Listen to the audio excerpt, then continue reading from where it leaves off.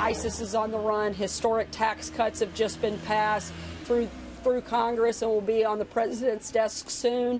We're very excited about all of the things that have happened this year. The economy is booming. The stock market has seen all-time highs.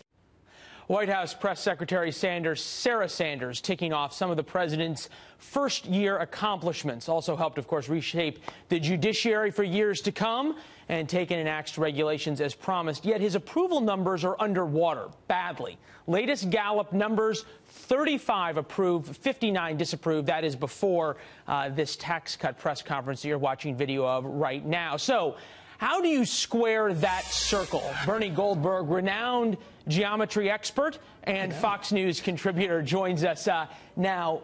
So, Mr. Expert, how? Why? Well, Mr. Expert, huh? Let me state my bias right up front. I'm not a fan of this president for what I think are a lot of good reasons. But too many reporters are openly hostile to him, openly hostile. And I'm not a fan of that either. Since he's become president, the economy has taken off, right? Unemployment is down. Everything else is up. The stock market is up. Consumer confidence is up. The GDP is up. He ought to be getting better press than he's getting. Now, some of that is on Donald Trump. Let's just call it his behavior, things that Sarah Sanders won't tell you about, understandably. Some of it's on Donald Trump. But the press doesn't have clean hands here either.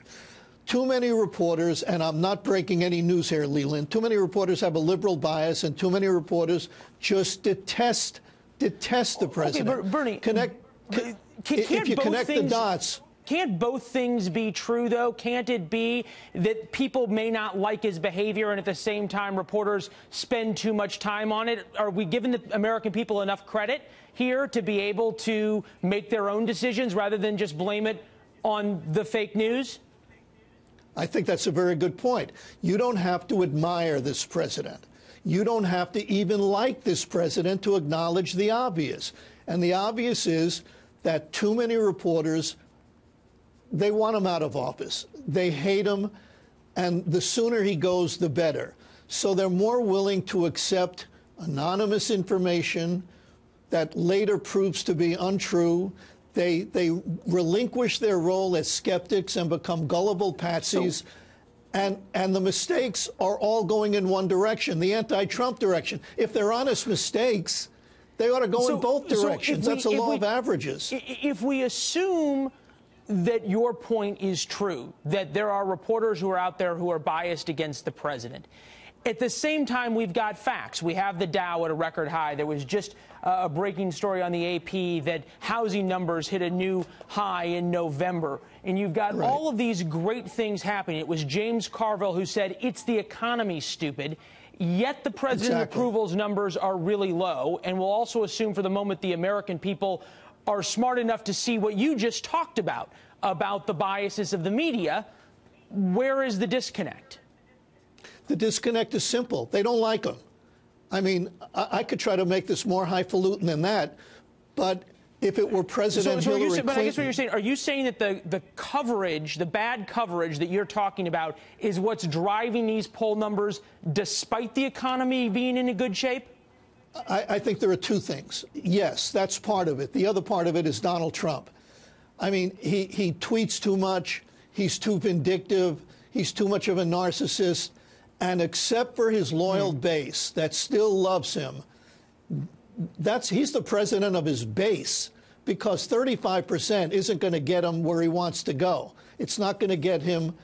You know, you can't succeed as a president with only your base. So part of it is him, but part of it is a press that just plain doesn't like him. Let me offer you one other hypothesis, and this isn't mine. It was offered by a good friend of mine, Josh Krashour, over at the National Journal. He writes, the new reality, Americans are voting their values, not their pocketbooks. And that's alarming news for Republicans looking to hold their increasingly tenuous congressional majorities. It's also a danger signal for Trump if he is thinking about running for re-election in 2020. Trump's conduct in office is the defining issue of the country. I think that's a good point. I think he's right. Now, I don't know that they're abandoning the economics, but if they are, in fact, voting their values, that does not portend well for Donald Trump because 35% approve of him. But let me make one final point here. I don't know why Donald Trump spends as much time and energy as he does beating up on the media. They're doing a pretty good job of that themselves. They've made a lot of mistakes. And if, God forbid, you criticize the media, then you're a Trump toady, you're a Trump apologist, you're out to put a stake through the heart of the First Amendment, you hate democracy. You know, there are some hyper-partisans who hate the media, and I don't think they should be taken seriously. Well, but some people are reasonable. Look, I don't like Donald Trump, and I think he's getting a raw deal from the press. Well, it would appear as though he maybe hasn't listened to your segment yet, because he was tweeting this morning about the media, saying, sadly, the fake mainstream media will never talk about our accomplishments in their end-of-year reviews. We are compiling a long, beautiful list, which brings up an interesting question. He says, we're compiling that long, beautiful list. Perhaps he's going to try to take, as he so often does, his message directly to, as you point out, his very loyal supporters. That's Bernie, not enough. It's not enough? That's not enough. All right. Well, that is an important point. Combine that with Josh's. The good news is you're down there, it looks like in sunny Florida, where the weather's pretty good for the holidays. Yeah, it's in mid-70s, another day in paradise, as they say, until hurricane season. It sounds terrible.